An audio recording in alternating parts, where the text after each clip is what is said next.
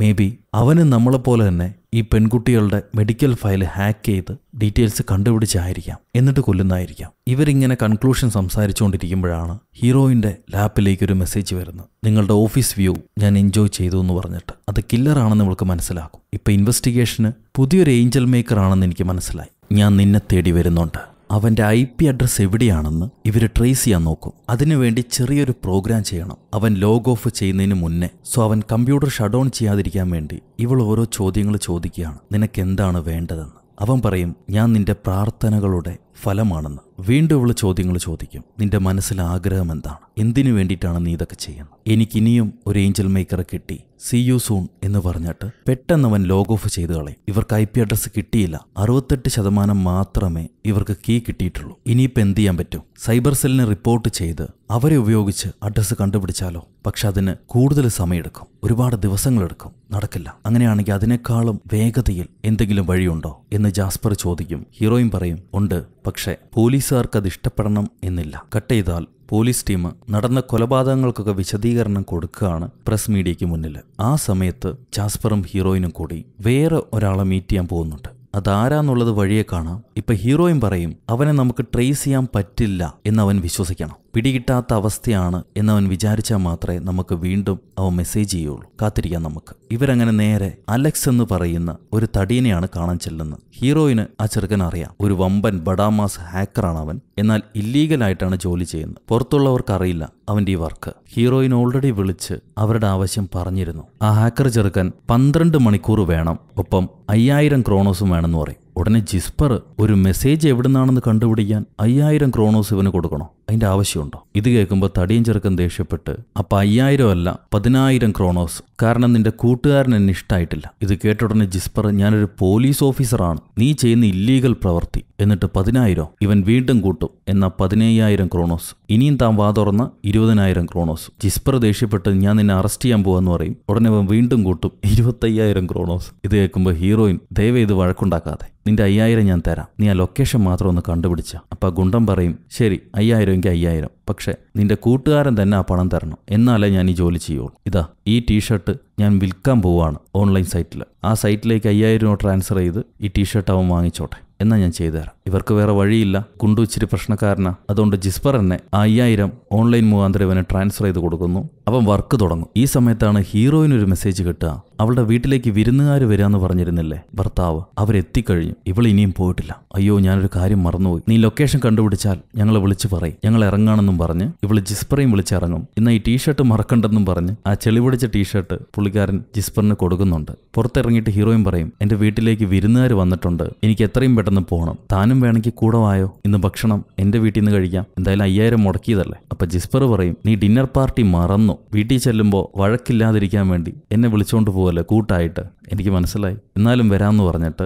ജിസ്പർ കൂടെ ചെല്ലുന്നു. ഹീറോയിന്റെയും ഭർത്താവിന്റെയും 2-3 ഫ്രണ്ട്സാണ് വന്നിട്ടുള്ളത് ഡിന്നർ കഴിക്കാൻ. ഇവരും ആ ഗ്രൂപ്പിലേക്ക് ജോയിൻ ചെയ്യുന്നു. ഓരോ തമാശകളൊക്കെ പറയുന്നുണ്ട്. ജിസ്പറിന് വൈഫ് പ്രഗ്നന്റ് ആണ്, എന്നാലും അവളിടയ്ക്ക് ബിയറൊക്കെ കഴിക്കുന്നുണ്ട് എന്നങ്ങേര് പറയുന്നുണ്ട്. അങ്ങനെ തമാശകളൊക്കെ പറഞ്ഞിരിക്കുമ്പോഴാണ് ഭക്ഷണം എടുക്കാൻ വേണ്ടി ചെയറിൽ നിന്ന് എഴുന്നേറ്റ ഹീറോയിൻ എന്തോ ഒരു സീൻ കണ്ട് പേടിച്ച് നിൽക്കുക. ആ നിൽപ്പ് ഇവരെല്ലാവരും കാണുന്നുണ്ട്. അവൾ അനങ്ങാതെ നിൽക്കാണ്. ഇടയ്ക്കിടയ്ക്ക് ഇവളിങ്ങനെ അനങ്ങാതായിപ്പോവും, രോമാഞ്ചത്തിലെ അർജുനെ പോലെ. സംഭവം പണ്ട് കുഞ്ഞ് മരണപ്പെട്ടപ്പോൾ ഭർത്താവ് ശവപ്പെട്ടി ഉണ്ടാക്കുന്ന സീനാണ് അവൾ കണ്ടിങ്ങനെ പേടിച്ച് നിൽക്കുന്നത്. ഇവര് ലോറ ലോറ എന്ന് ഒച്ചയിട്ട് വിളിക്കുമ്പോൾ അവൾ വീണ്ടും സ്വഭാവത്തിലേക്ക് തിരിച്ചു വരും. എല്ലാവർക്കും മനസ്സിലായി അവൾക്ക് കുഴപ്പമുണ്ടെന്ന്. കൂട്ടുകാരി പറയും ലോറ ഞങ്ങൾ നിന്റെ കൂട്ടുകാരാണ്, ഞങ്ങളോട് നിനക്ക് മനസ്സോർന്ന് സംസാരിച്ചൂടെ? നിന്റെ ഭർത്താവ് പറയുന്നത് നീ ആരോടും മിണ്ടുന്നില്ല, ആരോടും ഇടപഴകുന്നില്ല, മാർക്കിനോട് പോലും 2 മിനിറ്റിൽ കൂടുതൽ സംസാരിക്കുന്നില്ല. ഇങ്ങനെ ചെയ്യരുത്, നീ പുറത്തേക്ക് വായോ, ഞങ്ങളോടൊക്കെ ഇടപഴക്. ഇത് കേട്ടുടനെ ഹീറോയിൻ ദേഷ്യപ്പെടുന്നു. നീ എന്റെ വീട്ടിലേക്ക് കയറി വന്ന് ഒരു പ്രാന്തിയെ പോലെ എന്നോട് പെരുമാറുന്നു. നിന്റെ ജോലി നഷ്ടപ്പെട്ടു, നീ ഇപ്പോൾ ഈവനിങ് സ്കൂളിൽ ഏതൊക്കെയോ പിള്ളേർക്ക് തുച്ഛപണത്തിന് ടീച്ചിങ് എടുത്തുകൊണ്ടിരിക്കുന്നു. എന്നിട്ട് നിന്റെ ഫ്രസ്ട്രേഷൻ നീ എന്റെ വീട്ടിൽ വന്നിട്ടാണ് തീർക്കുന്നത്. നിനക്ക് ഞാൻ എന്താ ഫീൽ ചെയ്യണമെന്നറിയോ? എന്നെക്കുറിച്ച് ഇല്ലാത്തതും മറ്റും എന്റെ പുറകിൽ നിന്ന് സംസാരിക്കുക. ഉടനെ ഭർത്താവ് ഇടയിൽ കയറി ഗ്രേറ്റ് ലോറ, ഞങ്ങളെല്ലാവരും കൺവിൻസ്ഡായി, നിനക്കൊരു കുഴപ്പമില്ലാന്ന് മനസ്സിലായി, ദയവേത് നിർത്തുവോ, അവർ ഭക്ഷണം കഴിച്ചിട്ട് പോട്ടെ. അവരെല്ലാവരും കഴിച്ചിട്ട് ബൈ പറഞ്ഞിറങ്ങി പോകുന്നു. ഇവള് നോർമൽ അല്ല എന്ന് എല്ലാവർക്കും മനസ്സിലായി. ഭർത്താവ് പറയും എനിക്കിനി ഇവിടെ ഒരു നിമിഷം നിൽക്കാൻ പറ്റില്ല, ഞാൻ ജോണാസിന്റെ വീട്ടിലേക്ക് പോവാണ്, നാളെ വന്ന് ബാക്കിയുള്ള സാധനങ്ങൾ എടുത്തോളാം. എന്നെക്കൊണ്ട് ഇങ്ങനെ പറ്റില്ല എന്ന് പറഞ്ഞ് ഭർത്താവ് ഇറങ്ങിപ്പോകും. അത് കഴിഞ്ഞ് ജിസ്പർ ഒരു ബിയർ ഹീറോയിന് കൊണ്ടുവന്ന് കൊടുത്തിട്ട് എന്തേലും പറയാനുണ്ടോ എന്ന് ചോദിക്കും. അവൾ പറയും, എനിക്ക് ഒരു മകനുണ്ടായിരുന്നു 6 മാസം മുന്നേ. അവൻ 600 ഗ്രാമേ ഉണ്ടായിരുന്നുള്ളൂ. Blue eyes. അവൻ്റെ ബ്രെയിൻ ഡാമേജ്ഡ് ആണ്, വളരുമ്പോൾ കുഴപ്പമുണ്ടാവും എന്ന് ഡോക്ടർ പറഞ്ഞു. സോ ഞാൻ റിസ്ക് എടുക്കാൻ തയ്യാറായില്ല. അവൻ അബോർട്ട് ചെയ്യാൻ തീരുമാനിച്ചു. എന്നാൽ എൻ്റെ ഭർത്താവിന് ആ കുഞ്ഞിനെ വേണമായിരുന്നു. ഒരു ശ്രമം നടത്തി നോക്കാമെന്ന് മാർക്ക് പറഞ്ഞിരുന്നു. ഞാൻ കേട്ടില്ല. ഞാൻ എൻ്റെ കൊച്ചിനെ കൊന്നുകളഞ്ഞു. 22 ആഴ്ചയെ അവന് പ്രായം ഉണ്ടായിരുന്നുള്ളൂ. എനിക്കത് ഏറ്റെടുക്കാൻ കഴിഞ്ഞില്ല. സോ ആ വേദനയിലാണ് ഇപ്പോഴും ഹീറോയിൻ. ആ ട്രോമയിൽ നിന്ന് ഇനിയും പുറത്തേക്ക് വന്നിട്ടില്ല. ഈ സമയത്ത് കില്ലർ മറ്റൊരു പെണ്ണിനെ ഒരു പ്ലേ ഗ്രൗണ്ടിൽ വെച്ച് പിടിക്കുന്നുണ്ട്. ആ പെണ്ണെങ്ങനെയോ കില്ലറെ തട്ടി ചവിട്ടി മാറ്റി ഓടി രക്ഷപ്പെടാൻ ശ്രമിക്കും. എന്നാൽ ഇവൻ പ്ലാസ്റ്റിക് ബാഗ് ഉപയോഗിക്കാതെ കൈകൊണ്ട് തന്നെ അവളുടെ കഴുത്തിന് ഞെരിച്ച് അവളെ ബോധം കെടുത്തുന്നു. പിറ്റേന്ന് അവർക്ക് മെസ്സേജ് കിട്ടും പോലീസുകാർക്ക്, അടുത്തൊരു പെണ്ണ് കാണാതായിട്ടുണ്ട്. ബോഡിയല്ല കിട്ടിയിരിക്കുന്നത്, പെൺകുട്ടി കാണാതായിരിക്കുന്നു. എത്രയും പെട്ടെന്ന് അവരുടെ പാരൻസിനെ ചെന്ന് കാണാൻ ചീഫ് ഹീറോയിനോടും ജാസ്പറോടും പറയും. അപ്പോഴാണ് ഹീറോയിന് അലക്സ് മെസ്സേജ് അയച്ചിട്ടുണ്ടാവുക. ആ ഗുണ്ടു ഹാക്കർ അലക്സ് ഒരു ലൊക്കേഷൻ കൊടുത്തിട്ടുണ്ട്, നമുക്ക് ആദ്യം അങ്ങോട്ട് ചെല്ലാം എന്ന് ഹീറോയിൻ പറയും. അതൊരു കണ്ടെയ്നർ യാർഡാണ്. ഇവർക്ക് പെണ്ണുങ്ങളെ കൊല്ലുന്ന വീഡിയോയിലും ഒരു കണ്ടെയ്നറാണ് കണ്ടിരുന്നത്. സോ ഇതേ സ്ഥലമാവാൻ സാധ്യതയുണ്ടെന്നും പറഞ്ഞ് ഇവർ ആ കണ്ടെയ്നർ യാർഡ് നോക്കി നടത്തുന്ന ചെറിയൊരു ബീഡിവലിക്കാരനുണ്ട്. അയാളോട് ചെന്ന് സംസാരിക്കും. ഇവിടെ ആരെങ്കിലും റെന്റിന് താമസിക്കുന്നുണ്ടോ? ഞങ്ങൾക്ക് നിങ്ങളുടെ കണ്ടെയ്നറൊക്കെ ഒന്ന് സെർച്ച് ചെയ്യണം. അപ്പോൾ ആ ചേട്ടൻ ചോദിക്കും, നിങ്ങളുടെ കയ്യിൽ സെർച്ച് വാറന്റ് ഉണ്ടോന്ന്. അത് കേൾക്കുമ്പോൾ ജിസ്പർ താൻ ഒരുപാട് പഴയ സിനിമകൾ കാണാറുണ്ടെന്ന് തോന്നുന്നു. സെർച്ച് വാറന്റിന്റെ ആവശ്യമൊന്നുമില്ല ഞങ്ങൾക്ക്. ഈ പെൺകുട്ടിയുടെ പേര് എമിലി ഓൾസ് എന്നാണ്. 21 വയസ്സേ ഉള്ളൂ. അവൾ കൊലപാതകം ചെയ്യപ്പെട്ടു തന്റെ ഈ കണ്ടെയ്നർ യാർഡിൽ വെച്ച്. ഇപ്പിതാ മറ്റൊരു പെൺകുട്ടിയെ കാണാതായിട്ടുണ്ട്. കഴിഞ്ഞ 24 മണിക്കൂറിനുള്ളിൽ ഈ യാർഡിനകത്തേക്ക് വന്നു പോയ ആരെങ്കിലും തനിക്കറിയോ? അയാളെയാണ് എനിക്ക് കാണേണ്ടത്. സഹായിച്ചില്ലെങ്കിൽ താനും അകത്താവും. അപ്പൊ ആ ചേട്ടൻ പറയും, നിങ്ങൾ ഉദ്ദേശിക്കുന്ന പോലത്തെ ഒരാളെ എനിക്കറിയാം. അവൻ എനിക്ക് പണം തരാറുണ്ട്. ഞാൻ അവന്റെ മുഖമൊന്നും നേരിട്ട് കണ്ടിട്ടില്ല. അവൻ 22 G1-ലാണുള്ളത്. അതാ ലാസ്റ്റിലാണെന്ന് പറയും. ശരി, ഞങ്ങൾ ചെന്ന് ചെക്ക് ചെയ്യട്ടെ എന്ന് പറഞ്ഞ് ഇവരുടനെ ആ 22 G1 കണ്ടെയ്നറിനടുത്തേക്ക് ചെല്ലുന്നു. രണ്ടുപേരും തോക്കെടുത്ത് കണ്ടെയ്നർ ആഞ്ഞു വലിച്ചു തുറക്കും. പ്ലാസ്റ്റിക് കവറുകൾ കെട്ടിത്തൂക്കിയിട്ടുണ്ട്. അകത്ത് കയറി നോക്കുമ്പോൾ ഇന്നലെ കാണാതായ പെൺകുട്ടിയെ നഗ്നയായ അവൻ കെട്ടിത്തൂക്കി വെച്ചിരിക്കുന്നു. അടുത്തത് കൊല്ലാൻ വേണ്ടി. ഇവരുടനെ പോലീസിനെ വിളിച്ചു പറയും, എമർജൻസി എക്കോ 0905 P9 ഞങ്ങൾ ഇന്ന ലൊക്കേഷനിലുണ്ട്. മിഷേൽ ഫ്രാൻസിനെ കിട്ടി, ക്രിട്ടിക്കൽ സ്റ്റേജ് ആണ്, എത്രയും പെട്ടെന്ന് വരും. ഇവർക്ക് പെൺകുട്ടിയെ കിട്ടി. പക്ഷെ ഒരു പറ്റുന്നുണ്ട് ജാസ്പറിന്. ആ പെൺകുട്ടിയെ കെട്ടിവെച്ചതിനടുത്തായിട്ട് ഈ കില്ലർ ഒരു ട്രാപ്പും സെറ്റ് ചെയ്തിട്ടുണ്ടായിരുന്നു. അത് സൗണ്ട് ഗ്രനേഡിന്റെ ട്രാപ്പാണ്. ജാസ്പർ കാല് വെച്ച ഉടനെ അത് പൊട്ടിത്തെറിക്കും. അമിത ശബ്ദം, ആൾക്കാർ ബോധം കെടുത്തുന്ന ശബ്ദം. രണ്ടുപേരും ബോധം കെട്ട് വീഴും. നമ്മുടെ 2 പോലീസുകാരും. കുറച്ചു സമയം കഴിയുമ്പോൾ ചെറിയ ബോധത്തോടെ എഴുന്നേൽക്കുന്നു. അപ്പോഴേക്കും ആ വില്ലൻ എത്തിയിട്ടുണ്ട് അവിടെ. അവൻ ഒറ്റ ചവിട്ടിന് അവളെ ബോധം കെടുത്തിയിട്ട്, ഹീറോയിനെ ബോധം കെടുത്തിയിട്ട് അവളുടെ തോക്കെടുത്ത് ഈ പെണ്ണിനെ, ഇന്നലെ പിടികൂടിയ പെണ്ണിന്റെ തലയ്ക്ക് ഷൂട്ട് ചെയ്ത ആ പാവം പെൺകുട്ടിയെ കൊന്നാളെ. എന്നിട്ട് അവൻ മുഖംമൂടി അഴിക്കുന്നു. നമ്മളൊന്നും പ്രതീക്ഷിച്ച ആളേ അല്ല. ഏതോ ഒരു പയ്യൻ. ഞാൻ നിന്നെ വീണ്ടും കാണാൻ വരാം ഏഞ്ചൽ മേക്കർ എന്ന് പറഞ്ഞിട്ട് അവൻ ഇറങ്ങിപ്പോകും. എന്തായാലും നമ്മുടെ പോലീസുകാരെ അവനൊന്നും ചെയ്തിട്ടില്ല. അവർക്ക് 2 ചെവിയിലും അമിത ശബ്ദം കേട്ടതുകൊണ്ട് ചെറിയ തകരാറ് സംഭവിച്ചിട്ടുണ്ട്. വേറെ കുഴപ്പമൊന്നുമില്ല. ഇവൾ ആശുപത്രി വന്നിട്ട് ചെവിയൊക്കെ ചെക്ക് ചെയ്ത് കഴിഞ്ഞ് ഭർത്താവിനെ വിളിക്കും. എന്താ ചെയ്യണമെന്ന് ചോദിക്കുമ്പോൾ ഭർത്താവ്, ഞാൻ നാളെ വന്ന് എൻ്റെ സാധനങ്ങളൊക്കെ എടുത്തോളാം, നീ അതിനു വേണ്ടിയിട്ടല്ലേ വിളിച്ചേ എന്ന് പറയും. ഇവള് മറുപടിയൊന്നും പറയുന്നില്ല. അതിനുവേണ്ടിയല്ല വിളിച്ചത്, പരസ്പരം അന്വേഷിക്കാൻ വേണ്ടിയായിരുന്നു വിളിച്ചത്. എന്നാൽ ഭർത്താവ് അത് മനസ്സിലാക്കിയില്ല. ജാസ്പർ എന്തുപറ്റി, എന്തെങ്കിലും കുഴപ്പമുണ്ടോ എന്ന് ചോദിക്കും.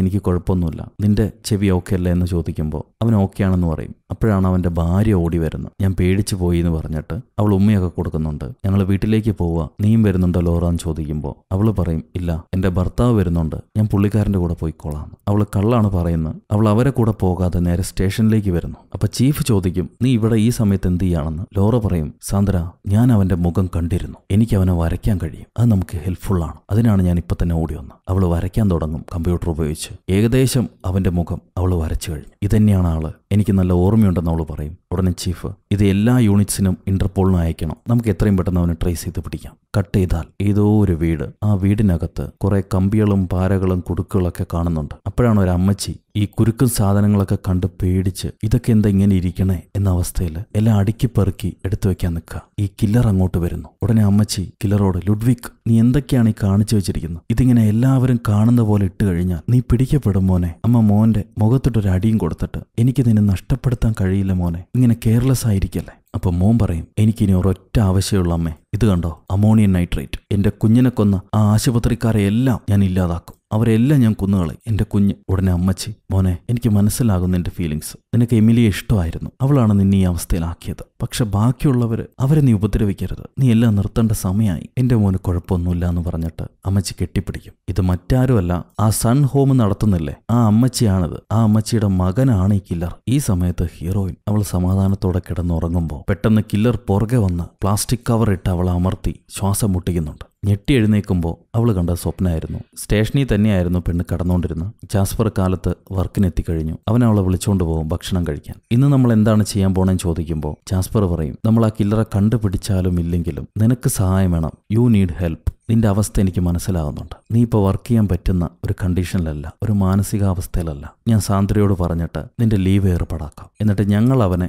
ഫേസ് ചെയ്തോളാം. എന്തായാലും നീ വരച്ച ഫോട്ടോ എനിക്കിഷ്ടപ്പെട്ടു, ഇതിനി എല്ലാ മീഡിയയിലും വന്നോളൂ. ഹീറോയിൻ പറയും, അതന്നെയാണ് നമുക്ക് വേണ്ടത്. അവന്റെ ഈഗോ ഉപയോഗിച്ച് നമുക്ക് അവനെ പുറത്തു കൊണ്ടുവരണം. ജസ്പർ, എനിക്കൊരു 24 മണിക്കൂർ താ. നീ സാന്ദ്രയോട് സംസാരിക്കുന്നതിന് മുന്നേ ഒരു 24 മണിക്കൂർ താ, നമുക്ക് അവനെ പുറത്തു കൊണ്ടുവരാം. അതിനുള്ള ഐഡിയ എന്റെ കയ്യിലുണ്ട് എന്ന് പറഞ്ഞിട്ട് ഇവളൊരു ബ്ലോഗ് തയ്യാറാക്കും. ഈ വയർ ഹാങ് കില്ലറെ പിടിക്കാൻ പറ്റുന്നില്ല, അവൻ ഭയങ്കര ബ്രില്യന്റ് ആണ്, ദയവ് ചെയ്ത് നാട്ടുകാർ ഞങ്ങളെ സഹായിക്കൂ, പോലീസിന്റെ ആവശ്യമാണത്, ദയവ് ചെയ്ത് സഹായിക്കൂ എന്ന് പറഞ്ഞ് ഇവളൊരു ന്യൂസ് പോലെ ബ്ലോഗ് തയ്യാറാക്കും. Intelligent murder, the police are in the dark. ഇത് നമുക്ക് ഓൺലൈനിൽ പോസ്റ്റ് ചെയ്യാം, എല്ലാ മീഡിയയിലേക്കും കൊടുക്കാം. അപ്പൊ ഈ സൈറ്റിൽ ആരായിരിക്കും അധിക സമയം സ്പെൻഡ് ചെയ്യുന്നത് എന്ന ലിസ്റ്റ് എടുത്ത് നോക്കിയാൽ മതി. ആ കില്ലർ തന്നെക്കുറിച്ചുള്ള ന്യൂസ് കാണുമ്പോൾ, തന്റെ ഇന്റലിജൻസ് കാണുമ്പോൾ കൂടുതൽ സമയം സൈറ്റിൽ ചെലവാക്കും. അത് വീണ്ടും വീണ്ടും വായിച്ചുകൊണ്ടേയിരിക്കും. അവള് ലാപ്ടോപ്പിൽ ഒരു ഹീറ്റ് മാപ്പ് കാണിച്ചു കൊടുത്തിട്ട് ഇതെല്ലാം ആന്റി അബോർഷൻ സൈറ്റ്സ് വിസിറ്റ് ചെയ്ത ആൾക്കാരുടെ ഡീറ്റെയിൽസ് ആണ്. ഒരു 15 കിലോമീറ്റർ റേഡിയസിൽ നോക്കുമ്പോൾ ഇത്രയും സ്ഥലത്ത് ആന്റി അബോർഷൻ സൈറ്റ് വിസിറ്റ് ചെയ്ത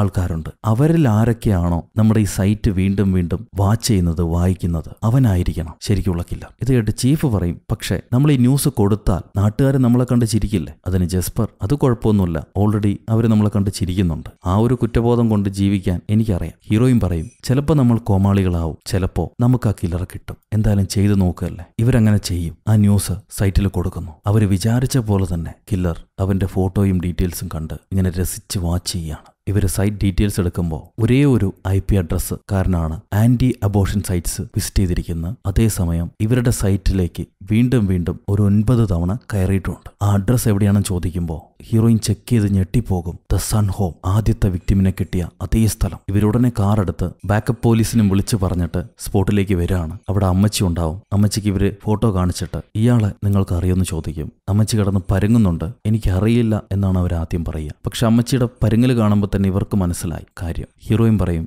ഇപ്പം നടന്ന കൊലപാതകത്തിലെ കില്ലർ ഇവനാണെന്ന് ഞങ്ങൾക്ക് സംശയമുണ്ട്. അവന്റെ പടം ഇന്റർപോളിനും മീഡിയയ്ക്കും റിലീസായി കഴിഞ്ഞു. കണ്ടുപിടിക്കാൻ അധിക സമയം വേണ്ട.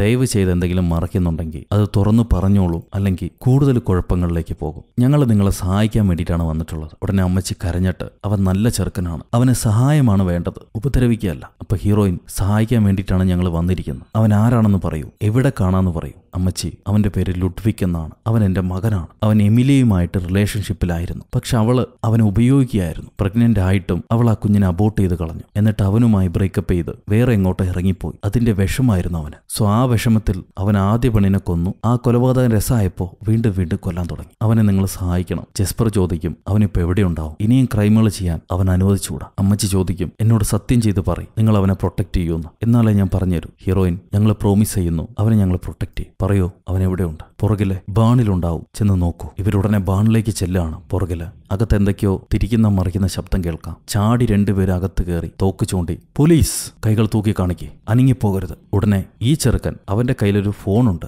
എന്റെ അടുത്തേക്ക് നിങ്ങൾ വരരുത്, വന്നാൽ പിന്നെ തന്റെ കൊച്ചിന് അച്ഛനുണ്ടാവില്ല. എന്റെ മുന്നിൽ നിൽക്കുന്ന കണ്ടില്ലേ, അത് 2 ടൺ അമോണിയം നൈട്രേറ്റ് ആണ്. എന്റെ ഈ മൊബൈലിലാണ് ഡെറ്റനേറ്റർ ഉള്ളത്. ഞാൻ പ്രസ് ചെയ്താൽ ഈ ചുറ്റുമുള്ള എല്ലാം നശിക്കും. ഇതാ എന്നെ പിടിക്കാൻ വന്നിരിക്കുന്നു. സ്വന്തം കുഞ്ഞിനെ കൊന്നൊരു പോലീസ് ഓഫീസർ. ഞാൻ കൊന്നതെല്ലാം കുഞ്ഞുങ്ങളെ കൊലപാതകം ചെയ്ത സാത്താം പെണ്ണുങ്ങളെയാണ്. എന്നിട്ടാണ് അവന്മാർ എന്നെ പിടിക്കാൻ വന്നിരിക്കുന്നത്.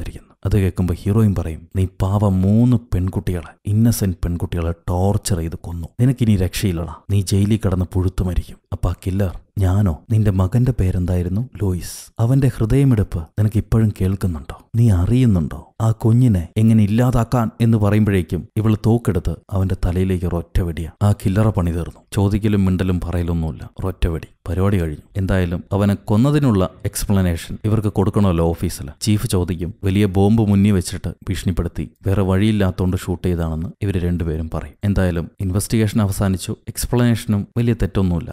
എന്നാൽ ഇന്റേണൽ അഫയേഴ്സും കൂടി അന്വേഷിച്ചു കഴിഞ്ഞിട്ടേ ഇവർക്ക് ഇനി ജോലി കയറാൻ പറ്റുള്ളൂ. വെപ്പൺ കൊടുത്തിട്ട് ഇവർ തിരിച്ചു പോകണം ലീവിൽ. അങ്ങനെ രണ്ടുപേരും വെപ്പൺ കൊടുത്ത് തിരിച്ചു പോകുന്നു. ഹീറോയിൻ വീട്ടിലേക്ക് വന്ന് കരഞ്ഞുകൊണ്ടിരിക്കുകയാണ് കുഞ്ഞിനെ ആലോചിച്ചിട്ട്. അപ്പോഴാണ് ഭർത്താവ് വരിക സാധനങ്ങൾ എടുത്തുകൊണ്ട് പോവാൻ. ഞാൻ എടുത്തിട്ട് പോട്ടെ എന്ന് പറയുമ്പോൾ അവള് കുറച്ചു നേരം നിൽക്കും, എനിക്ക് സംസാരിക്കണം എന്ന് പറഞ്ഞ് അവനെ കെട്ടിപ്പിടിക്കും. ഐ എം സോറി, എനിക്ക് പറ്റിപ്പോയി, കുറ്റബോധമാണ്, എന്താ ചെയ്യേണ്ടതെന്ന് അറിയാതെ ഞാൻ ചെയ്തു പോയതാ. പക്ഷെ അതിനുശേഷം വലിയ കുറ്റബോധത്തിലായി, എന്നെ സഹായിക്കുന്നും പറഞ്ഞ് അവൾ കെട്ടിപ്പിടിക്കുന്നു. രണ്ടുപേരും അങ്ങനെ കട്ടിലിൽ കിടന്ന് സ്നേഹിച്ച് രാത്രിയൊക്കെ കഴിഞ്ഞ് പുലർച്ചെ ഇവള് കണ്ണു തുറക്കുമ്പോഴാണ് തന്റെ കെട്ടിയോനെ കാണുന്നില്ല. ഈ കില്ലർ അമ്മച്ചി തോക്കും കൊണ്ട് നിൽക്കുന്നു. ശബ്ദിക്കരുത്, ഇറങ്ങിക്കോന്നും പറഞ്ഞ് കില്ലർ തള്ള ഇവളെയും കാറിൽ കയറ്റി തോക്കും കാണിച്ച് എങ്ങോട്ടോ വിളിച്ചുകൊണ്ട് പോവുക. അപ്പൊ അമ്മച്ചി പറയും, ഞാൻ എന്റെ മകനെ പ്രഗ്നന്റ് ആയിരിക്കുന്ന സമയത്ത് അവന്റെ അച്ഛൻ വയർ ഹാങ്ങർ ഉപയോഗിച്ച് എന്നെ കുത്തിക്കൊല്ലാൻ ശ്രമിച്ചതാണ്. എന്റെ വയറ് കീറിയതാ. ഭാഗ്യത്തിനാണ് ലുഡ്വിഗ് രക്ഷപ്പെട്ടത്. അതൊരു മിറാക്കിളായിരുന്നു. എന്റെ മകൻ എനിക്ക് കിട്ടിയത് വലിയൊരു മിറാക്കിളാണ്. അവനെയാണ് നീ ഇല്ലാതാക്കിയത്. നീ എന്നോട് സത്യം ചെയ്ത് പറഞ്ഞതാ അവനെ പ്രൊട്ടക്ട് ചെയ്യുമെന്ന്. നിനക്ക് മനസ്സിലാകില്ലടി, ഒന്നും മനസ്സിലാവില്ല. കാരണം നീ ഒരു അമ്മയല്ല.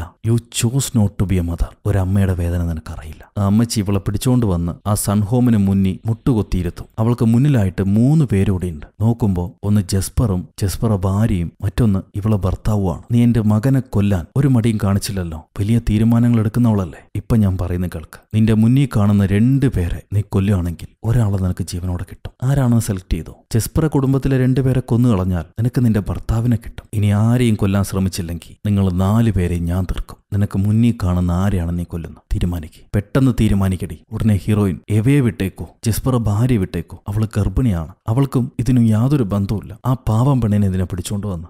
നീ പേടിക്കല്ലേ, നിന്നെ അവര് വിടും എന്നിവള് പറഞ്ഞു തീരുമ്പോഴേക്കും കില്ലർ തള്ള ആ പാവം ഗർഭിണിയുടെ വയറ്റിൽ തന്നെ ഷൂട്ട് ചെയ്തു. ഹീറോയിനും ജസ്പറും വാവിട്ട് കരയാണ്. ഒന്നും ചെയ്യാൻ പറ്റിയില്ല അവർക്ക്. നിനക്ക് മനസ്സിലാകുന്നില്ലേ Laura, for the last time ഇനി നീ ആരെയാണ് കൊല്ലാൻ പോകുന്നത്? എന്നെ പൊട്ടിയാണെന്ന് വിചാരിച്ചു. ശരിക്കും ഈ തള്ളയൊരു സൈക്കോ ആണ്. വെറുതെയല്ല മകനും സൈക്കോ ആയത്. ഞാൻ 3 വരെ എണ്ണം. നീ ആരെയും ഷൂട്ട് ചെയ്തില്ലെങ്കിൽ ഞാൻ ആദ്യം നിന്റെ ഭർത്താവിനെ ഷൂട്ട് ചെയ്യും. അത് കഴിഞ്ഞ് ജസ്പർ, അത് കഴിഞ്ഞ് നീ. തള്ള എണ്ണാൻ തുടങ്ങും. 1 2 3 എന്ന് പറയുമ്പോഴേക്കും ഇവള് തോക്ക് സ്വന്തം ശരീരത്തിലേക്ക് തിരിച്ചു വെച്ച് തന്നെത്താനെ ഷൂട്ട് ചെയ്യും. അങ്ങനെ ഷൂട്ട് ചെയ്യുമ്പോൾ തനിക്ക് അകത്തൂടെ ബുള്ളറ്റ് കയറിയിട്ട് ഈ അമ്മച്ചിയുടെ ദേഹത്ത് കൊള്ളുമല്ലോ. അങ്ങനെ അമ്മച്ചിയും വീഴുന്നു, ഹീറോയിനും വീഴുന്നു. എന്തായാലും ബാക്കിയുള്ള 2 പേരെ കൊല്ലാതെ ഇവളെ സ്വന്തം ശരീരത്ത് ഷൂട്ട് ചെയ്ത് ആ അമ്മച്ചിയുടെ കഥ തീർത്തു. അവിടുന്ന് സ്ക്രീൻ ബ്ലാക്ക് ഔട്ട് ചെയ്താൽ ലൂയിസ് വെസ്റ്റ്ഫോൾഡ്. ഹീറോയിന്റെ കൊച്ചിന് അവള് വെക്കാനിരുന്ന പേരാണ്. ആ കുഞ്ഞിനെ ഈ ശ്മശാനത്തിലാണ് അടക്കം ചെയ്തിരിക്കുന്നത്. ഹീറോയിൻ മരിച്ചിട്ടില്ല, കൂടെ ഭർത്താവും ഉണ്ട്. അവളുടെ ഹെൽത്ത് കണ്ടീഷൻ ഇത്തിരി മോശാന്നേ ഉള്ളൂ. ആൾ ഓക്കെയാണ്. അങ്ങനെ 2 പേരും നടന്നു പോകുമ്പോൾ അവിടെ വെച്ച് ദ ഏഞ്ചൽ മേക്കർ എന്ന സിനിമ